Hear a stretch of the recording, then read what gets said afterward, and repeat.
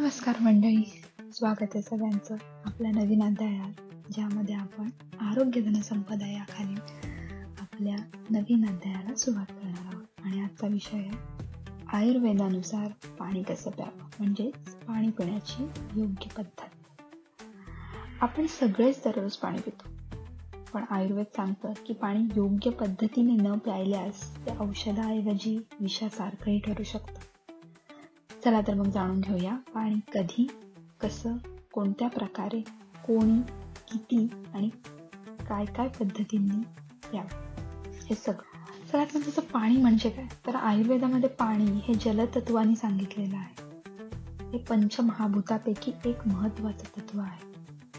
ते आपल्या शरीरातलं पित्त शांत करतं, शरीर शुद्ध ठेवतं आणि आयुर्वेदाला समतोल राखतं. पण योग्य प्रकारे पिणं हे सगळ्यात महत्त्वाचं. सगळ्यात महत्त्वाचा भाग पाणी कसं प्यायचं. पहिली गोष्ट तर पाणी बसून प्यायचं, उभं राहून नाही. आयुर्वेद सांगतो उभं राहून पाणी प्यायल्याने शरीरामध्ये जाण्याचं प्रमाण किंवा त्याचा वेग हा खूप जास्त असतो. त्यामुळे ते शरीरामध्ये थांबणं किंवा शरीरामध्ये शोषून घेणं, ॲब्सॉर्ब होणं या गोष्टी होतच नाही.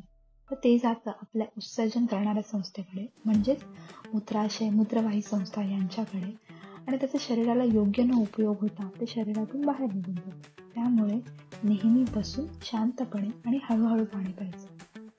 हळूहळू म्हणजे घोट घोट किंवा सिप सिप पाणी प्यायचं. पण हे सगळं पाणी पितानाची एक विशिष्ट पद्धत. एका जागी बसल्यानंतर, ग्लासामध्ये पाणी घेतल्यानंतर आपली मान थोडी वरच्या दिशेने पाण्याचा घोट घेतल्यानंतर करायची आणि त्यानंतर हळूहळू ते पाणी गिळायचं.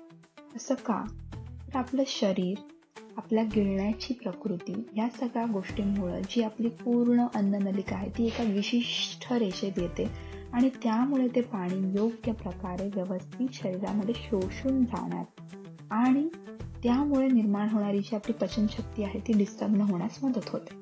तर यासाठी योग्य पद्धतीत बसून पाणी थोडंसं कोमट असेल तर ते शरीराला जास्त हितकर आहे. कारण आयुर्वेदामध्ये उष्णम जलम अमृतम शीतलम विषम असं सांगितलंय. म्हणजे गरम पाणी हे अमृतासारखं आणि थंड पाणी हे विषासारखं असतं.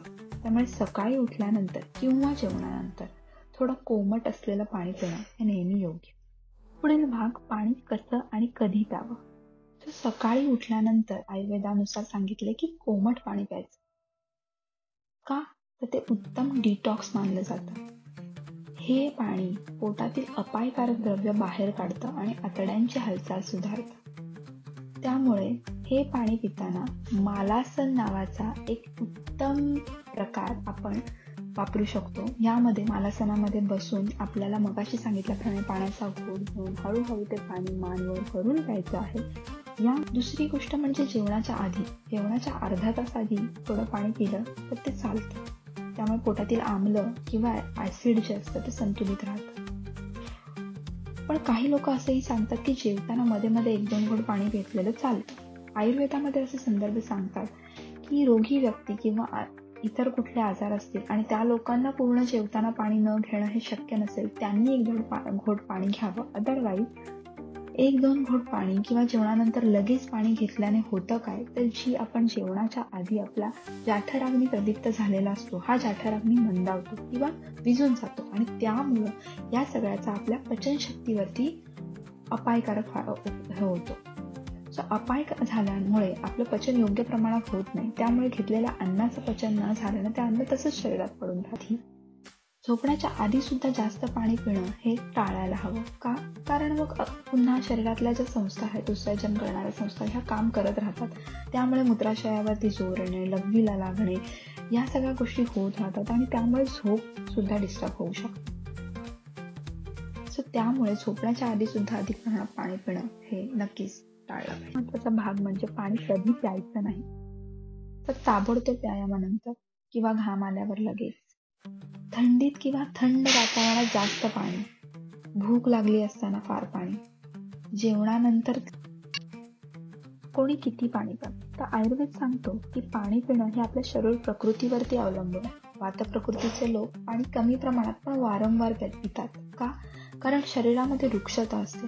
त्यामुळे स्नेहयुक्त पाणी कमी प्रमाणात आणि वारंवार प्यायल्याने त्याचा त्या शरीराला योग्य प्रमाणे फायदा होतो. पित्त प्रकृतीचे लोक थोडं जास्त पाणी पितात, पण त्यांनी थंड पाण्याऐवजी कोमटसर पाणी पिणं त्यांच्या शरीरासाठी जास्त उपयुक्त असतं. कफ प्रकृतीचे लोक यांनी जास्त पाणी पिणं टाळावं, कारण त्यामुळे शरीरामध्ये स्थूलता किंवा जडपणा येतं. कफ प्रकृतीच्या लोकांमध्ये कोणत्या व्याधीमध्ये जास्त पाणी प्यावं, तर मूत्रविकार किंवा कॉन्स्टिपेशन, आम्लपित्त किंवा ऍसिडिटीच्या विकारांमध्ये, त्वचा रोगांमध्ये, ताप आलेला असताना, शरीरात जळजळ किंवा उष्णता वाढलेली असेल तर अशा लोकांनी जास्त पाणी प्यायलेलं कोमट पाणी किंवा तुळसी आणि जिरं टाकलेलं पाणी किंवा धण्यांनी युक्त असलेलं पाणी, या सगळ्या युक्त असलेल्या पाण्यामुळे त्यांच्या शरीराला उपयोग जास्त प्रमाणात होतो. आता कुठल्या व्याधीमध्ये कमी पाणी प्यायचं, तर कफविकार असतील, उदाहरणार्थ थंडी, सर्दी, खोकला, सुस्ती, यामध्ये कमी पाणी प्यायलेलं चालतं. पचनशक्ती जर कमी झालेली असेल तर पाण्याचं प्रमाण कमी केलं तरीही चालतं. आपण घेतलेल्या पाण्याचा शरीराला खूप जास्त उपयोग व्हावा यासाठी काय उपाय करावे, तर रात्री तांब्याच्या भांड्यामध्ये भरलेलं पाणी सकाळी प्यायल्याने शरीर शुद्ध होतं, पचनसंस्था सुधारते. परंतु हे पाणी दिवसभर पीत राहणे हा मात्र यावरील योग्य उपाय नाही. औषधी पाण्याचा वापर, धण्यांचं पाणी, जिऱ्याचं पाणी, वेलदोडा पाणी किंवा तुळशीचं पाणी, ह्या पाण्याचा सुद्धा शरीराला उपयोग होतो. यामुळे पित्त आणि आम्ल कमी करण्याची मदत होते. पाण्यात थोडं लिंबू पिळून किंवा मध किंवा गूळ टाकून सकाळी घेतल्याने सुद्धा शरीर डिटॉक्स होतं. पण एक लक्षात, पाणी सूर्यप्रकाशामध्ये ठेवून त्यानंतर ते पिण्यासाठी किंवा लहान मुलांच्या आंघोळीसाठी वापरलं जातं. सूर्यकिरणांमध्ये आपण खूप महत्त्वाच्या टिप्स, जेवणानंतर लगेच पाणी पिणं आणि उजव्या कुशी झोपून जाणं, ह्या गोष्टी शरीराला अपायकारक ठरतात. व्यायामाच्या आधी थोडं थांबा, शरीराला ते हवंय का हे जाणून घ्या आणि मग पाणी घ्या. तहान न लागताच पाणी पिणं हेही टाळलं गेलं पाहिजे. आयुर्वेद सांगतो की प्राणम प्रमाणेन सेवनम आरोग्यकरम भवेत, म्हणजेच पाणी योग्य प्रमाणात, योग्य वेळी आणि योग्य प्रकारे प्यायल्यास ते अमृतासारखं कार्य करतं. म्हणून पुढच्या वेळेस पाणी पिण्यापूर्वी हे सगळं लक्षात ठेवा. पाणी बसून प्या, हळूहळू प्या, थोडं कोमटसर प्या आणि शरीराच्या गरजेप्रमाणेच पाणी प्या. धन्यवाद. वर सांगितलेल्या सर्व गोष्टींचे संदर्भ आयुर्वेदात कुठे कुठे आणि कसे मिळतात हे पुढे सांगितलेलं आहे.